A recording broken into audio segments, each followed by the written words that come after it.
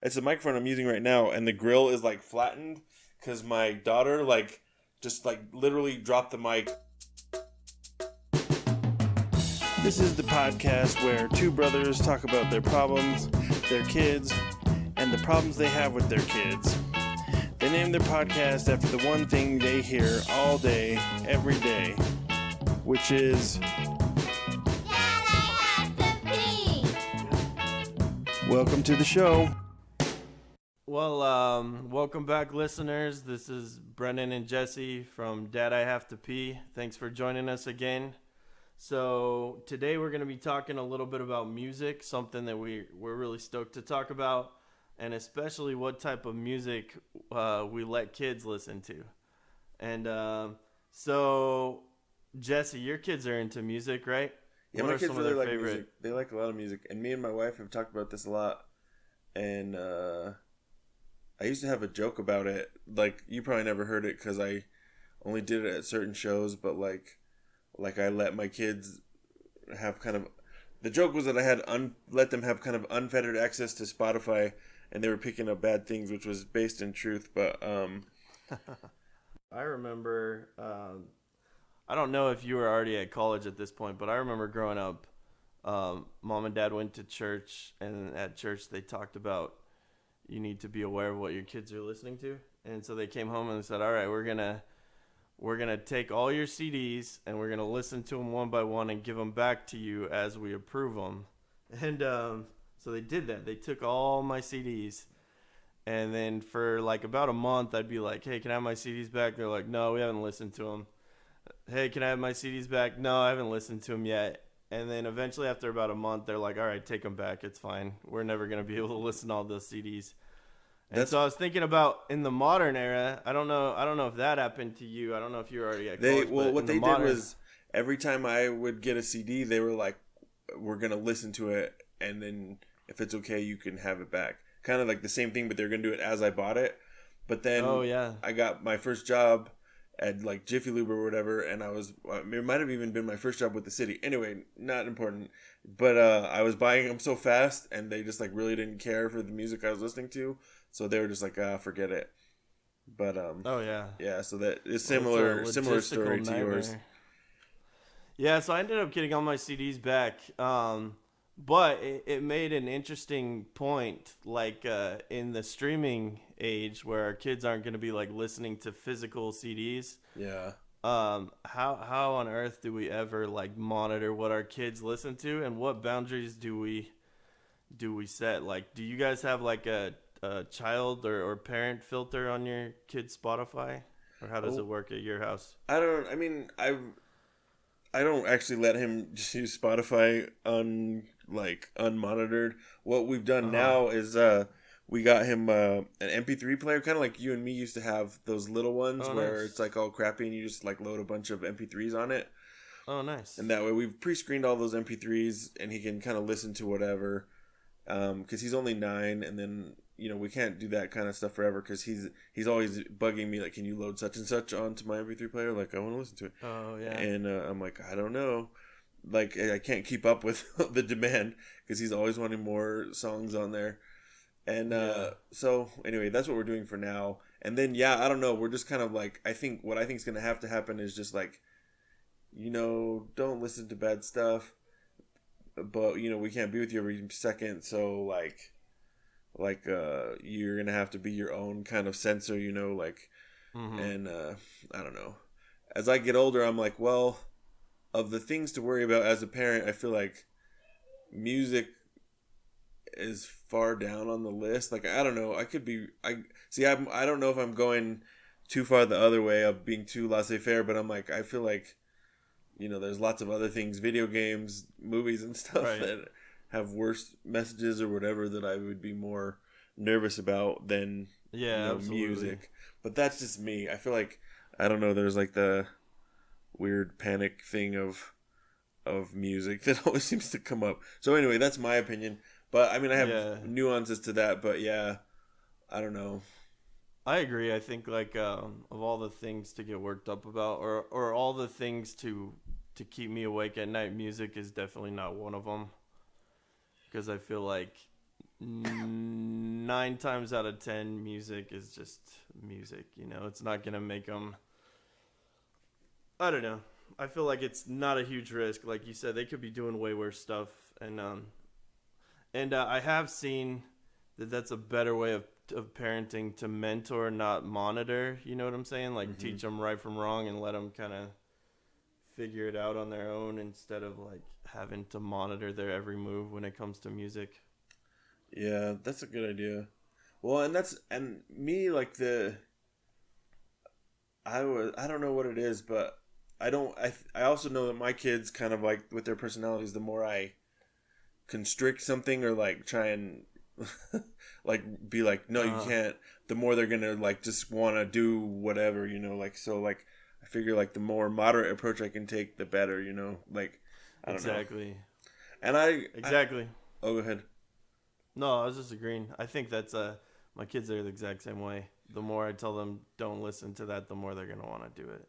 Well, and I don't know, maybe I'm too well, and then I feel like a hypocrite too because a lot of my music has like some bad words or whatever, some themes that are I don't know, but I feel like I can't be like too strict because then it just becomes like I don't know, like counting your steps on the Sabbath or something, like some kind of Oh weird yeah. hyper observant religious thing, like where it's just like it says too much, it's too much, and Yeah. it'll make them go crazy like once they I don't know. And I figure like what is the worst kind of music I can think of, and like satanic music or like something like I don't picture my Or kids like Cardi B, I guess. I don't know. that's Not so trying to. funny. That song is Not like trying to. hilarious. It's out of The control. WAP or whatever. Yeah, it's so ridiculous. Yeah. Oh Uh, man. Like, like I said, like 9 times out of 10, I would see no issue with them listening to top 40 music. But then I'm like, holy Moses, that song is something else, man. Yeah, that's funny. Uh, So that would be a line for me if I heard my daughters listening to that. I would definitely stop it anyway, by any means necessary. But usually music is not. And and my kids like, well, so like when they're really young, we listen to whatever in front of them because they weren't young enough, or they weren't perceptive enough to like really know anything. Now they're super perceptive and they catch on to lyrics super good, and so now we're really careful about what we listen to in front of them, and even what we like let them listen to on purpose is all pretty well curated. But they got into this video game on the Wii, Just Dance, uh-huh. and the Wii's like an old system. I think they stopped making it in like, I don't know, 2008 or something. So it's a little bit old top 40 music, but still it's like all Rihanna and Nicki Minaj and stuff like that. And so now they like really like some of those songs. And on Just Dance, I think they're censored, they're edited. Uh-huh. But I was like, all that trying to curate what I thought my daughters would grow up listening to went out the window because now they like love Rihanna and stuff like that. So it's one of those things you got to deal with it. You can't like hide from it. So Yeah. Well, I just laugh because like right before I don't remember when it was, but like there was this song called "The Box" by something I don't even know his name. I sound like 100,000 years old right now, but he's like he's some rap guy. Now I sound even older, but like it's a catchy song. I was like, and somehow it was making its way around the third grade, and my son was really into it, and he's like, put it on in the car, and it was like it had some profanity or whatever, and like I was like, do I pull the plug on this or do I just be cool and listen to it? So like I was like just listening to it with him, and then he's like singing along, and it has the N word in it a couple times, and I'm like, okay, now we have to oh have man, this talk. Like, what does this word mean, and like why can't you say it? And oh it's like a yeah, real loaded word, and like some people can say it because it's part of their heritage or their history of being oppressed, and yeah. it's not part of ours, so we can't say it necessarily. Anyway, it's just like That's so. Part of me that's is like, tricky. that's good, but then it has some other references to like blowjobs or oral sex or whatever, and I'm like, he's Yeah. 9. I don't know that I want to talk to him about that just yet. So it's Oh like, yeah. so I mean, I guess I can see it both ways. Like, so ultimately, my wife heard him listening to it one time and was like, no, no, no. She's like, pull the plug on that. So we did. But so I guess I was Yeah. being too laissez faire, and anyway, it's just hard. When his favorite, I don't know if your girls have a favorite genre, but he for sure likes hip hop and that kind of stuff better. Um, Yeah. and which is great. I think it's a good genre of music. I'm not gonna, block out a whole genre, but it is a little Yeah. trickier to find stuff that's like palatable, not palatable, stuff that's not profane or sometimes vulgar. And I say vulgar like as in for a little kid. I'm not trying to be judgmental of anyone's lyrics or music, but Right. like Right. stuff that would be not appropriate for a 9-year old. So it's a little bit Yeah. tricky, and I feel like such a Puritan or whatever, like whatever the word is, like trying to edit his music. But I'm like, well, you're just young. You need to figure it out gradually. I don't know. What do you think? Do your girls like a certain genre, and what do you feel like is are lines to draw? I know you you talked Um. about you don't want your girls hearing about WAP at this juncture, but Yeah. Okay. So my wife made them a Spotify playlist, and it's got a lot of stuff that both of us. It's even for the most part, it's older than both of us. It's stuff we heard like our parents listening to, like the Beatles and even like the Cars stuff that like Dad mm, listened to. okay, Um, and they really love that, and they like sing along to like the Cars and the Beatles and whatever. nice. And so they're kind of gravitating towards rock, but they do, like I said, that Just Dance got them into kind of top 40 and a little bit into hip hop and stuff as well. But I think right now they're leaning towards rock, which is, I think, it's a little easier to police. We did put like the parental controls on Spotify Nice. because they do have access to the Amazon Alexa, and they can like ask it for songs. And we just, if we ever weren't paying attention, we wanted Alexa to have the better judgment than to let them listen to something. But then sometimes we take it off because it like restricts what we can listen to, because it's like Yeah, I know. it's a restriction for the whole family. And then I'm like, Alexa, play this, and she's like, no, I can't. It's a parental restriction. So I'm like, oh, forget that, and we take it off. But yeah, so they like rock. For the most part, it's pretty harmless, but it's funny because they from your oldest, they he got them into Migos, like stir fry. Yeah, they love me, Ghost. One time they were listening to um one time they were listening to stir fry. I'm like, oh, that's a cool song. Where'd you hear about that from? They're like, oh, from our cousin. And so I'm like, oh yeah. Yeah, that was a pretty No, tame that's a song, but not all of Migos' catalog is tame. So it's like that's the tricky part of like what is age yeah. appropriate and what's not. I don't know. It makes me tired. Yeah, and they love Daddy Yankee too, man. Oh They're yeah, always Daddy they're always Yankee's trying to rules. listen to like Lavumba and like his tame songs. At first, they were like little mini me's. They like ran around listening to everything we listened to because that's all they had access to, and they like listened to Snarky Puppy and like early 2000s pop punk and indie bands that my wife listens to and whatever. And so that was great, man, because they like just parroted everything we already loved, and then now they're developing their own taste, and it gets a little more tricky. Um, but yeah, like you said, it's not something I get super worked up about because I like to think you and I teach our kids good judgment, and hopefully, and my kids, like, it sounds like your kids come and ask us stuff like, what does this mean? And so sometimes, so I know that nothing's like really gonna. I I know that for the most part they'll come talk to us if they have any concerns. So it's pretty good. Yeah, yeah. I hope my kids talk to me, but then I don't know. I think they do, but then I worry that they'll get to a certain age and they'll stop. Like they'll be like, "It's too awkward. I don't want to talk to Dad about this song lyric." But maybe. Oh yeah, at some point they're gonna, they like look on Urban Dictionary or something, So Yeah, that is gonna be tricky. Well, what if we segued into the article, because yeah, for sure. that's kind of a good segue.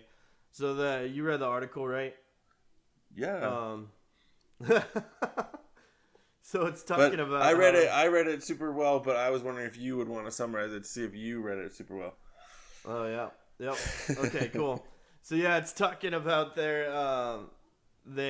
were doing a study about young kids and the type of music that their brains had like emotional response to, and they Okay. were surprised to know that like music like well before their generation were some of the types of music that their brains had showed an emotional response to, and that they also could like name artists and song names and stuff, and they connected that to the fact that that's the music their parents listened to. And so the name of the article, it comes from NPR, and it says it's a little old. It's from 2013, but it says it turns out your kids really did love that music you played, and so there's a certain connection that your kids make to the music that you listen to, and so the stuff that we listen to and that they listen to by default is gonna be some of the music they end up liking, or at least that their brain has an emotional attachment to. So maybe they wouldn't choose to listen to it later, but if they're walking in like a department store and like a song pops up, like their brain would have that same response. Do you find that to be the case? You find a lot of the music you like, or not a lot of the music, but do you find a connection to music that mom and dad used to listen to?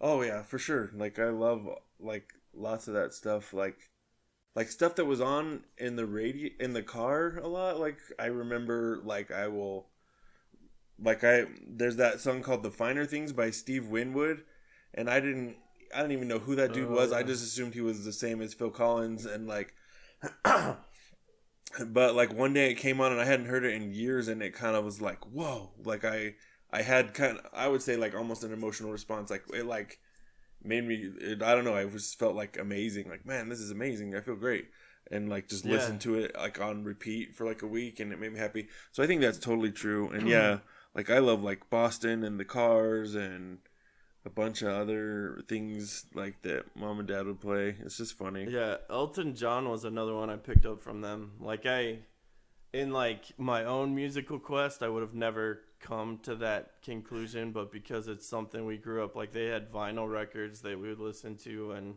Hmm. later on CDs that we listened to. So I do like Elton John, and like you said, Boston reminds me of car trips in the Suburban.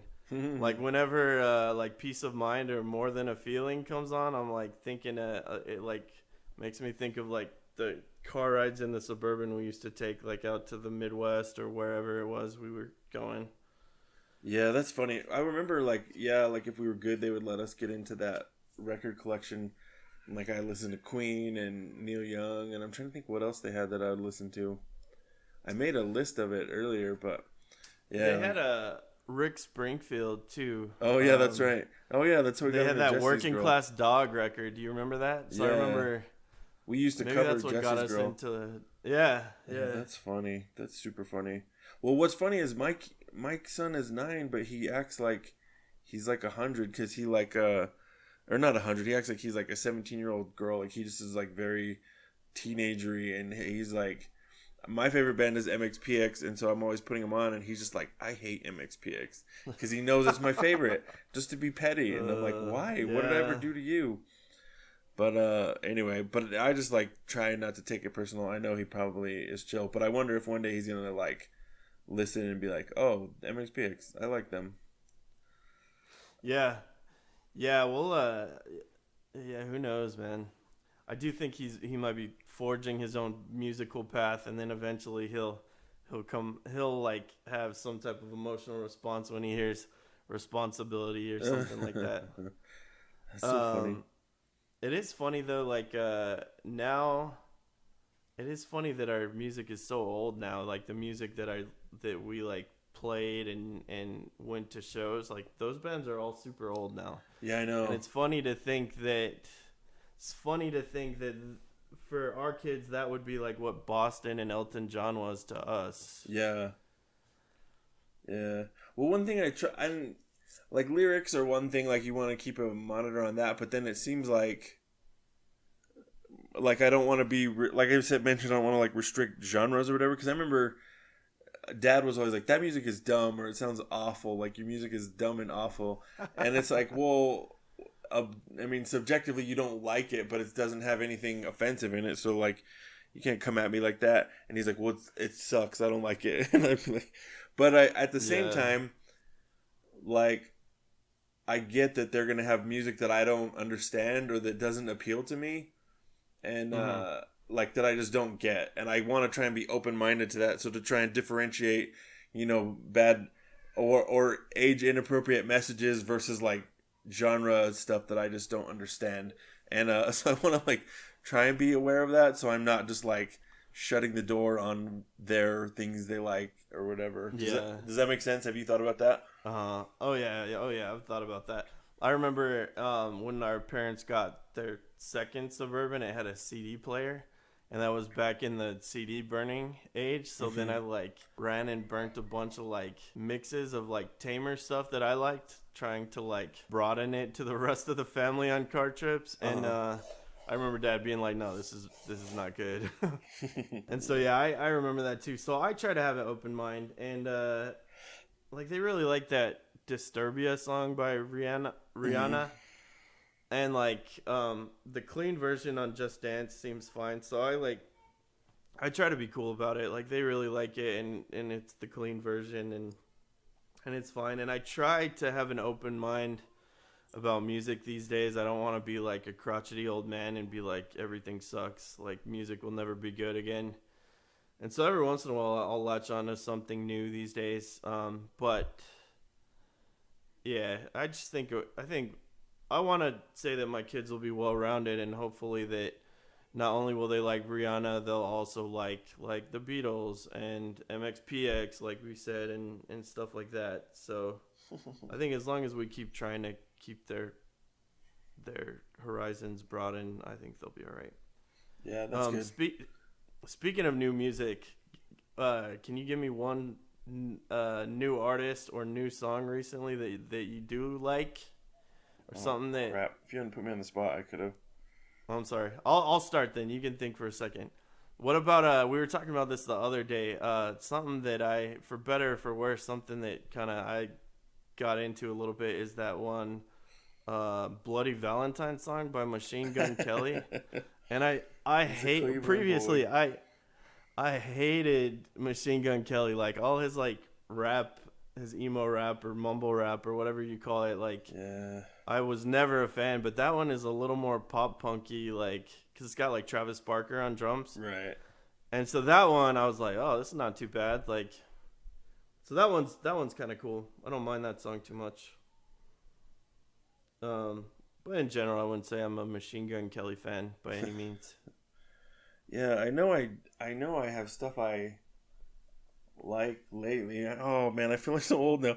There like I mean there's like a few months ago there was Luis Fonsi who wrote Despacito or performed it anyway. I don't know if he wrote it fully, Oh but yeah. he had a song with Nicky Jam and Sebastian Yatra. It's called Date la Vuelta, and it was really catchy, like super good, super poppy. Oh, nice, So nice. yeah, and well, and oh, that's what I was gonna say is like I feel like in my teen years I liked cool music, but I was always worried to like something that wasn't cool, and then that's one nice thing about being older is like I have I can kind of like whatever, like I have guilty pleasures and I Mm-hmm. don't feel guilty about them anymore. Yeah, same here. I mean, and it took a long time. So I mean, that's a nice thing about being older is you can just kind of. I feel like my music taste is finally crystallized into what it actually is versus like what I when I was most into music was when my music taste was the most curated for like what other people were gonna think as far as like was this band cool like blah blah blah. But now I'm Yeah. just like I like whatever, like it feels nice, it's a relief. But you've always had pretty broad music taste. Like I remember, didn't you like Elvis Costello and stuff like that, Yeah, or well, like Annie DeFranco and stuff like that? yeah, I well, remember thinking, I remember thinking, man, my brother's like got like a crazy broad music taste. oh really? Because I remember your music taste seemed pretty broad back That's then. funny. I don't feel like Annie DeFranco. I just like I always read about her in guitar magazines, and she seemed like really like interesting. Like, but to be fair, I found out about Elvis Costello from MXPX. Like Mike Herrera talked about it in an interview, so Oh it's yeah, not that diverse. But that's a good uh, way to find out about music, though, man. The influences of your influences, like it's like your grandfathers of music, kind of, you know. yeah. Well, it's funny. It's Peop like a oh, go ahead. no, I was just saying bands that influence the bands that influenced you. Like that's like that. I don't know. It all trickles down, and I think that's an easy way to broaden what you listen to is to go back that extra generation. Yeah, for sure. Yeah. Yep. But I'm the same. I'm like the exact same. Like now I don't worry about trying to seem hip with my music tastes, so it doesn't. And my wife makes fun of me sometimes because I have some of my Spotify playlists. She acts like are like middle aged women Spotify playlists because I like Michael Bublé and Josh Groban, and and that's not always stuff that I listen to, but I do think they're great singers, and she laughs at that because Yeah. it's Well, you. not something that I would have been proud of in my earlier years. I'm not necessarily proud of it now, but I don't really care. Yeah. Well, you have pretty broad music taste too, like broader than mine as far as like jazz, and you know some stuff that I don't know just because of like how good you were in school band. But so yeah, it's good to do that. My wife is a different Yeah. ethnicity, so she's part Cuban, part Mexican American, and so she's like, I'll be like, yeah, you know Sting, and she's like, who is Sting? And I'm just like, you don't know Sting? And she's like, do Oh you think man, little brown girls grow up listening to Sting? They do not. But anyway, so that's yeah, awesome, man. it's funny. Like yeah, there's like it's in the so our music is kind of yeah, just totally different. Yeah, it's just like my Spotify like suggestions are just all over the place.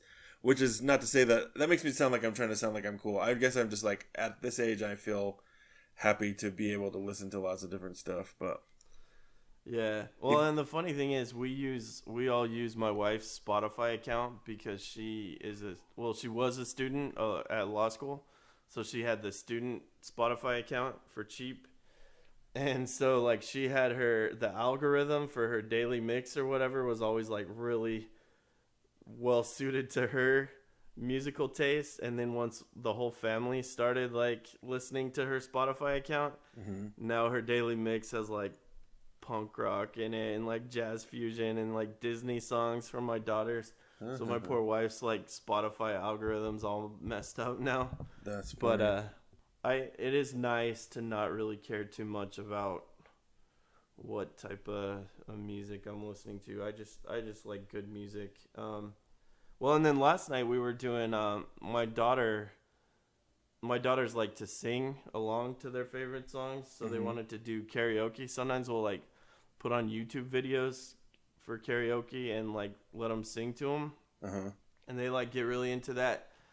But my daughter has been asking me for like a month at this point to use a real microphone and to sing into a real microphone. Oh, funny. And so last night I plugged in a microphone. Um, I just plugged it into my guitar amp, but and we did this like Disney Plus family sing along, and she thought it was the greatest thing ever. And my 6 year old was like I can't believe I sang into a real microphone today. I can't wait to tell all my friends. And then my 8 year old was like, you're not special. Microphones aren't that big of a deal. But she was like super stoked about it. But that Disney sing along was cool because it had like Josh Groban and Michael Bublé and like bunch of like famous people making like appearances on it. So they were into that and they liked singing along to their favorite music. Um, and so I mean that rubs off on me too cuz like I would have never said that I like Rihanna or anything, but hearing them listen to Disturbia 4,000 times has grown on me a little bit. So that helps me appreciate more recent music a little bit. Do your kids like singing or I know they like Yeah, playing instruments to some extent, right? yeah. The oldest one is playing those. I got that Yamaha DD 65 or 75. I don't remember, and he's playing it. Okay, he's like, he still can't get the what did you call it? The independence. Like whenever Oh he's yeah, hitting the snare, he can't subdivide on the hi hat anymore. Like yeah. anyway. But yeah, they like singing, and we've tried that too, plugging my phone into the guitar amp. It's a microphone I'm using right now, and the grill is like flattened because my daughter like just like literally dropped the mic like a douche, Oh and then like man. it just like hit the ground and flattened the grill of the mic. Anyway, Oh no. so we've tried that, but it always devolves into them just being like "bleh" in the microphone to make the weirdest noise. Like they just can't. It's just they get when they get the three of them and they get all worked up, and I don't know. It's a crazy time. Well, and then they start like yanking it, like my turn. Like don't yank Yeah. on that cable. That's well, and then people are always joking, like in popular culture, like "yo, drop the mic drop," whatever. I'm like, anyone who says that has never bought a microphone because Yeah. they're expensive. You're not gonna drop a microphone. Yeah, they cost money, and if you're banging them around, like that's no good. But Yeah. well, anyway. Oh, okay. But say, okay, we should finish this because we've been talking about it a long time. But just say it's just you alone in the car Uh huh. driving. What are you listening to? I have my answer. What do you need a minute to think or Oh, like if nobody's judging me, or yeah. I might. Well, you do your answer, and then I'll go from there. It's the stuff the exact stuff we play at the end of these episodes. It's just like 2003 to like well even like a little bit earlier but like to 2013 basically. It's like pop punk from that era is like and I'm just like man are you shouldn't you have grown out of this but I'm like no I just that's what I listen to man that's who I am. That's like probably my main Oh thing. I don't yeah. always listen to that but I find myself always going back to that. Oh yeah. Like I would probably definitely be listening to like Coheed and Cambria. My wife's like not a huge fan Oh of my wife them. hates Coheed and Cambria. She hates them. Yeah, which is funny because she likes other bands with the dudes with the high pitched vocals. Like she loves Circus Survive. She and Anthony Green. I feel like kind of sings in a similar register as Claudio Sanchez. She loves like Passion Pit and stuff, and that dude's got really high vocals. But for some reason, Coheed and Cambria rubs her the wrong way. So that's probably what I would be playing in the car. Yeah, That or anything like heavy, like Metallica, anything like that. She's not into, that's funny. Yeah, and my it's not wife my hates main anything thing with either. screaming. Oh, go ahead. Yeah, Metallica's not my main thing either. But I would really have to do it probably in the car when I'm by myself. Oh Yeah, yeah, screaming too, man. Like Under Oath. That's something that she's not really into. she won't stand What for it. about your wife? Doesn't like Under Oath or any of that? No, there's a few Enter Shikari, like the new Enter Shikari she'll listen to because it's more melodic, I think, and more indie sounding than.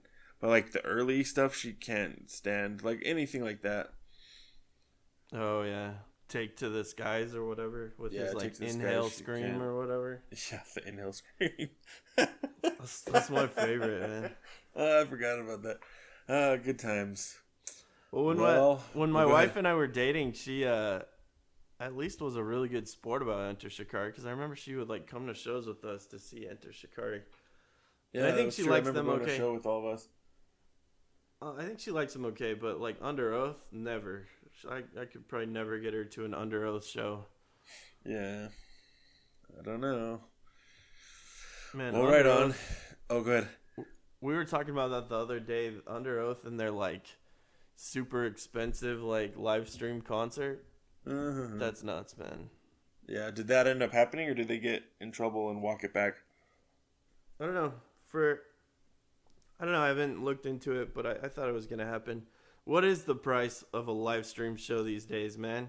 Like, cause I don't. If the music landscape is changing such that we have to start charging for live streams, I mean that's one thing. But I think $75 for a live stream is outrageous. So do you Yeah, that's think too it's fair much. to charge for a live stream? I don't know. I think it's too much. I get that these bands are losing income and that sucks. But at the same time, Mm-hmm. $75 for a live stream sounds just outlandish. I know like the Wonder Years got in trouble for something like that too. I don't know.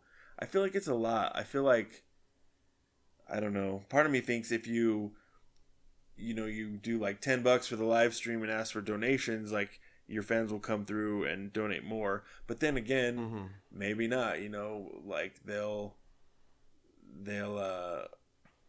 maybe people will go, like, if you did like a name your price thing, I bet there's some people who do it for like 1 cent, but I feel like Yeah, if they're yeah. big fans of the band, they would come through. Like, I wonder how many people actually did that live stream for $75. I feel like I am curious. not a lot, but maybe I'm wrong. Who knows?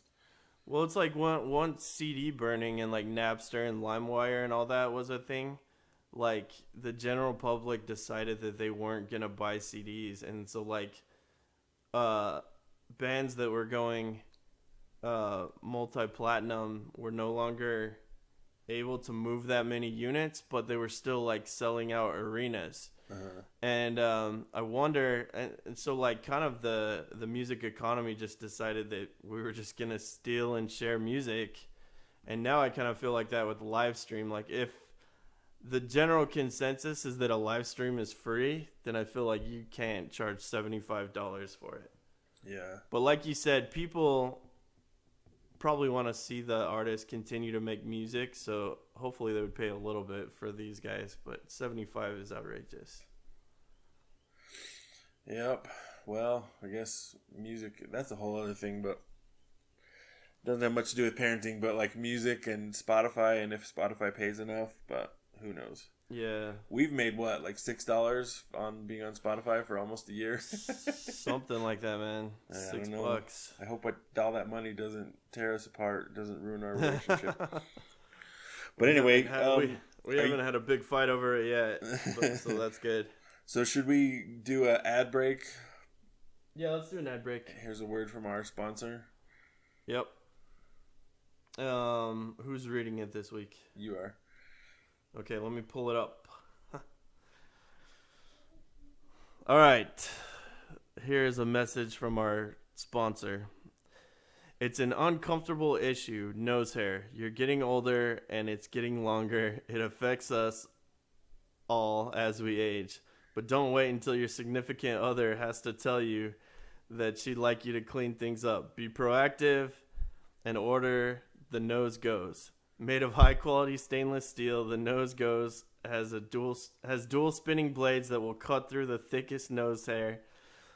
It's waterproof for easy use and cleaning. I use mine every morning in the shower, so I'm looking fresh for all my Zoom conferences. It also works on ears and eyebrows because everything starts to go downhill pretty quick. Nose Goes knows what goes into nose grooming. That was a mouthful. It takes one AA battery. Save 40% on your next order by visiting nosegoes.trims-u-up-right.biz/dad I have to pee, or use the offer code dad I have to pee during checkout. Man, that is a product that we all swear by at this point. Yep, I have to. Yeah, I was. Our sister gets upset talking about nose hair. Anytime I bring it up, she's like, gross. But it's a fact. You have to do it. But nose hair, I haven't gotten ear hair yet. I have nose hair, and then I have like this crazy eyebrows. Like I have like two. You have you look like the Juice Man, just with like these crazy things. And the what, man? Like the Juice Man. What the heck is that? The Juice Man he was a guy that did like infomercials for some juicer. But he had the craziest. We'll have to put a link in the. That probably dates me at this point. It makes me sound ancient, but we'll have to put a link in the show notes for this. But the Juice Man had these crazy eyebrows. But anyway, so yeah, like when I'm trimming up my beard, I have to do some of that unpleasant trimming as well, man, because otherwise I'd have a few Juice Man eyebrows just like going straight out. That's so funny. Yeah, I'm starting to get ones that are just crazy, like crazy long, and they just like not nose hairs, eyebrow hairs that go like straight off to the side. Yeah. Yeah, that's unfortunate, man. But you got to do it, man. You got to. So yeah, you swear by the nose trimmer, the Nose Goes? Absolutely, yeah. You need to, and you have to, and I have to do it more often now. Like I used to get away with it every other week or something. Now I have to do it like every few days. But what are you gonna do? Yep.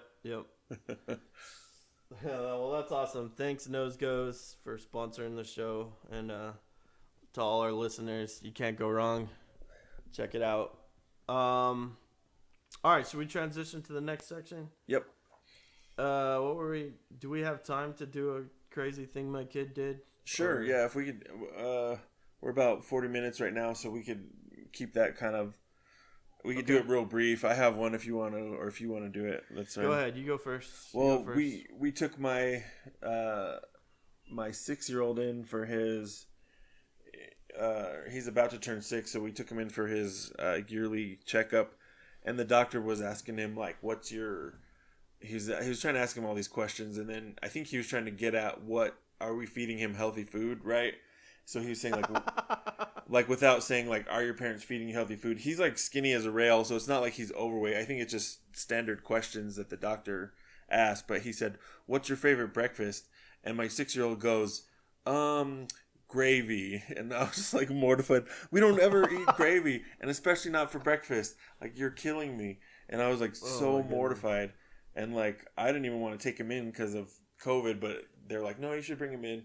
Anyway, so I was just like, and what do I do in that situation? Do I say like, we don't actually feed him that much gravy and sound like I actually feed him a lot of gravy, or I just like be quiet? And so I was just quiet. I was just like, I don't know. Yeah, you don't want to get too defensive because that seems like you're guilty. When the doctor just goes like, okay, it was a nightmare. It's a nightmare. But anyway, Oh man. that's the latest crazy thing my kid has done. How about you? Um. Well, I'm gonna piggyback off yours for 1 second, and then I'll say something else. But kids are funny too, man. They'll sell you out in a heartbeat. Like anytime I get pulled over by a cop, I'm like, wait till my kids say something insane. Um, like for example, if we ever like are out of the house doing something, and we like stop at McDonald's for ice cream, and that's kind of like between my daughters and me, and then we get home and the first thing they're like, "Hey mom, guess what? We had ice cream." It's kind of just like, come on, man, you gotta keep that between us. Um, oh yeah. Anyways, no man, my weekly story is knock knock jokes. My wife's grandma, bless her heart, sent my daughter a book of jokes for an 8-year-old, and she loves it. My wife's grandma was spot on that it was gonna be a hit because it was. But all week long we've been hearing knock knock jokes like nonstop, and that's all, man. It's getting to be too much. Out of How do control. you deal with bad jokes when your kids are telling them nonstop? Are your kids telling jokes a lot? Um, my oldest went through a phase and now he's over it. I don't mind when they're retelling jokes because there's like a couple that are good. But what I really can't stomach is when they try and write their own jokes. Like, my 6-year-old is into writing his own jokes. And he's like, Oh yeah. what, knock, knock, who's there? And it's like, who? He's like, a popsicle. And I'm like, that doesn't make it, okay, great. And he wants you to just like die laughing. And I'm like, I don't know what is wrong with you. Like, I don't know. Yeah, they my daughters do that too. What did one rabbit say to the other rabbit? I'm like, I don't know. Can I have some carrots? Like, is That's that actually not bad. I like that is one. that funny? Yeah, man. So we've been doing jokes all week long, and I'm like, and some of these were even funny the first time, but some of these I've heard like 3 times now, and I'm like, oh, I gotta hide that book or something. But it's Yeah. fun. Like it was a hit. The book definitely was a hit, but at some point, it's starting to grate on my sanity a little bit. So All should right. we take a question Yeah, yeah. Do from you a want to read listener? the listener question? We're building a loyal listener base who's tweeting us lots of questions, so we appreciate it. Keep tweeting us questions, or you can email us questions, or what else? You Snapchat us. I don't know what everything is. You could send Yeah, I us a don't know. TikTok. No, I'm kidding. That's not a. I don't know how that works. Yeah, we do have a Twitter handle, so it's twitter.com/dad I have to pee. So keep the questions coming. So this one comes from a listener named um, Doritos Locos Tacos 7, and he says, if you ever haven't been able to get a babysitter, have you ever gone to a show by yourself, and would you recommend it? Why don't you take that first, Jesse? Yeah, I've been to a lot of shows by myself as I've got older because like my wife isn't into the same music as I am, as we've discussed this episode. But so sometimes I'm like, I really want to go see so and so, and she's like, that's great for you. And then I just have to just go and see whoever. And because I mean, she's cool, she would go, but at this point where you'd have to get a babysitter and do it, it's too much. But anyway, yeah, I've done it. It's not a big deal. Like going to shows at the club because I mean, you can't really talk to people during the show anyway, kind of. And so I go and just kind of fold my arms at the back and enjoy, and it's pretty good. No complaints. I'm trying to So think. Is it there? doesn't bug you to go to shows by yourself ever? It's a little lonely, and like in between bands when you'd usually talk to people and stuff, or like, Yeah. uh, yeah. I mean, it does a little. Like there was this one time I was at the Launchpad, which is a place here at a show by myself, and some guy Mm-hmm. just started like talking my ear off, and I couldn't figure out what was going on. And I think he was there alone too, or like he was waiting for someone, and they had stood him up, so he just like started talking to me. Anyway, so like Oh sometimes man. can be awkward, but for the most part, it's I've been to several shows by myself, and I don't mind. Although conversely, I know Warp Tour has ended, but like I went to a Warp Tour by myself in like 2015, and that was lonely because it's like a full day of going it on your Oh own. yeah.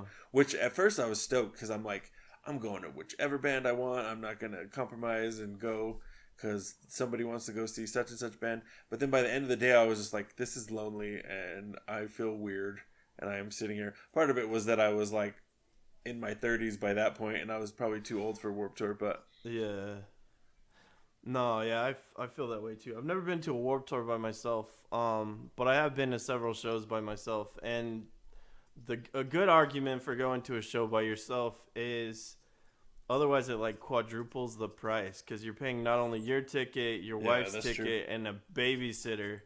So like you can go to a show that you want to see that your wife might not even be stoked about for a quarter of the price if you go by yourself.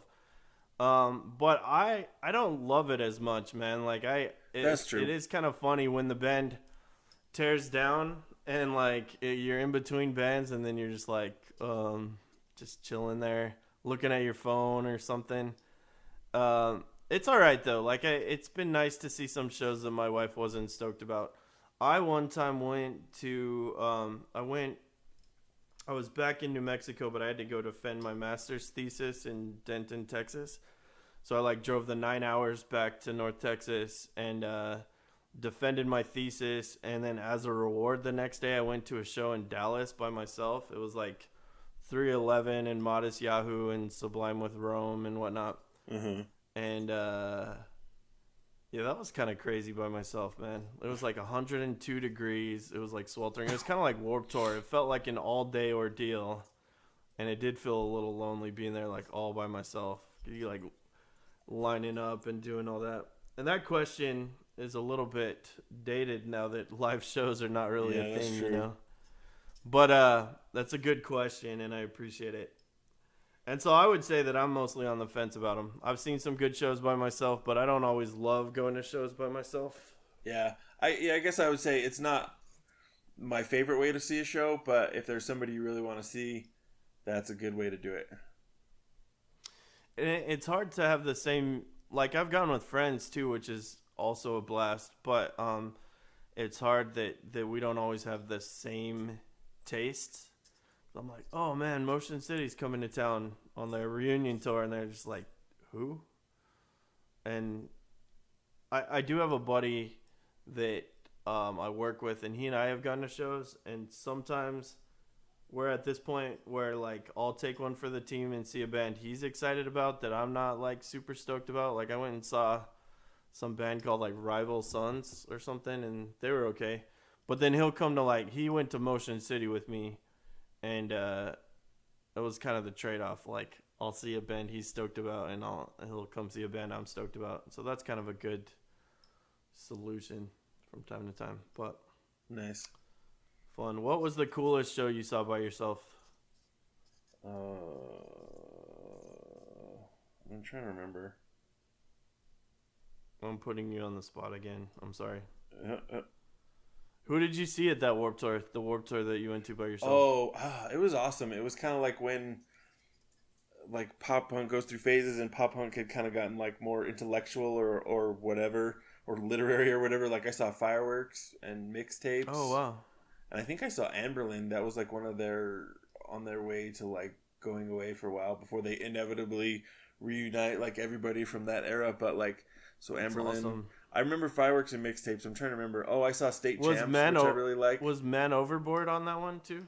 Um, I don't remember seeing them. So they might have been. They're in that same category of like trying to Yeah, be the thinking that's a man's good pop punk. era, man. I Yeah, love Overboard and Fireworks and Mixtapes. That's a yeah. good era for sure. So that was really good. That was fun times. How about you? Do you Nice. remember one you've seen on your own? Trying to think. Yeah, I guess the one in Dallas was a lot of fun. I like 311. I've seen them a lot. That's very that's a kind of very dated band. That was the first show I went to. You and I went to Edgefest 2000, Uh-huh. and I was like 13. That was so 311 was at that. So that was the first band I ever saw, and I've seen them several times since then. So that was a fun show. Sublime with Rome was pretty cool.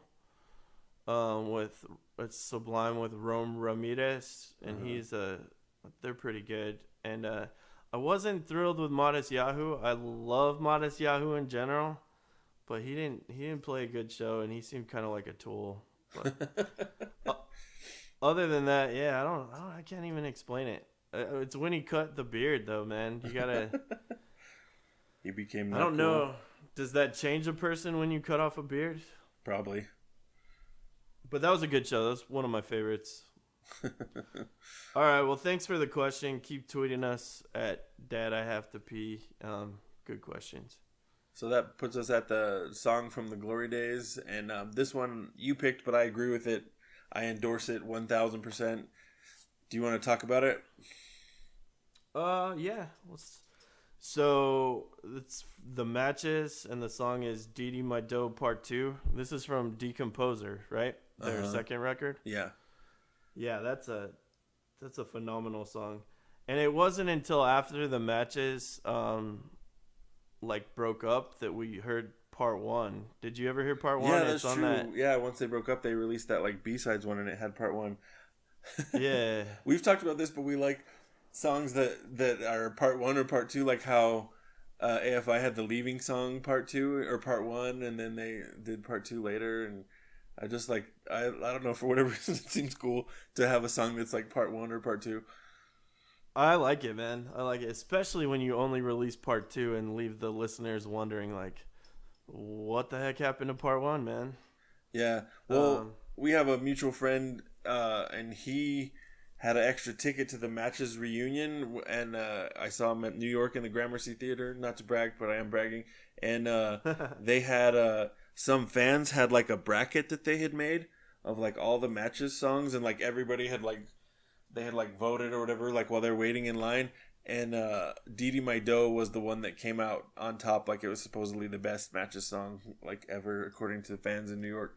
So Oh that was wow. pretty rad. Oh Yeah, wow. which is it's one of my favorite songs. Oh, and to tie it in to what you were saying earlier about 311, Nick Hexum produced that song. I'm pretty sure. No way. Yeah, I'm pretty sure. That's awesome. Yeah, so The matches are great. We kind of found out about them by accident. I remember we saw them at the launch pad with with Maxine, Maxine. right? We were like really stoked about Maxine, and then who else was like Bleed the Dream and Uh, Matchbook Romance, and I don't feel like I was that stoked about Matchbook Romance, but uh, then this band, the matches opened up and they were nuts. They were like literally bouncing off the yeah, walls they're and jumping all over like the place. and we were like blown away. And then it's been like a favorite of ours ever since.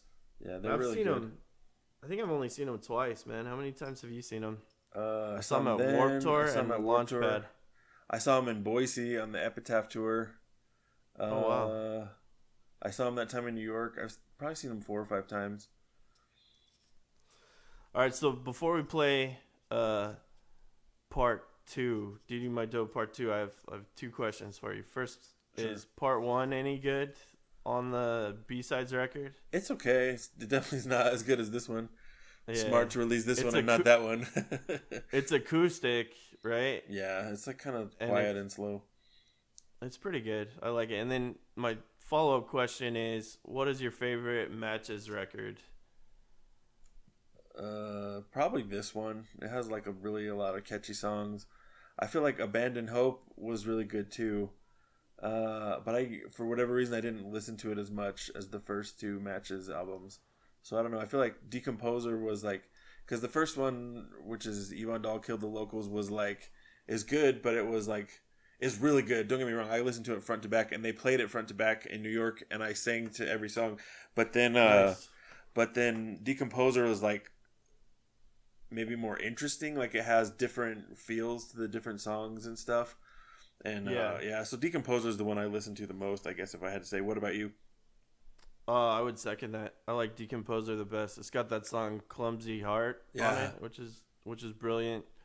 I think though, on the other side of the coin, my favorite song is probably More Than Local Boys from Yvonne Dahl. Yeah. But my favorite record collectively is probably Decomposer. Yeah. That's probably true. Only mine is probably Chain Me Free off the first one, because that one is like just a crazy catchy song. That is a good one. All right. Well, cool. Yep. Thanks everyone for listening. Have a good week. We'll talk to you again next week, and have a good week. So thanks for listening to This podcast is for entertainment purposes only. Brennan and Jesse are not experts of any kind. I mean, you heard them. Tune in next week when they share some more ignorant opinions on stuff they're not really qualified to speak on. Have a good week.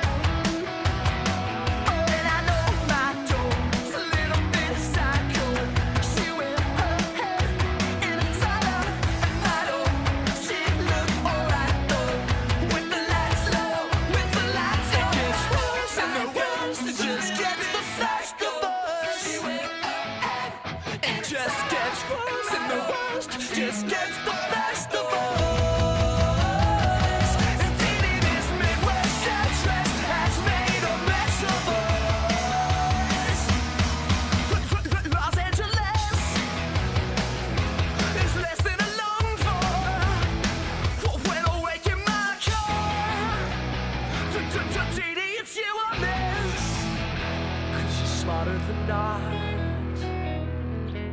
I'm better than no one. Did you forgive me? Do you wanna get married?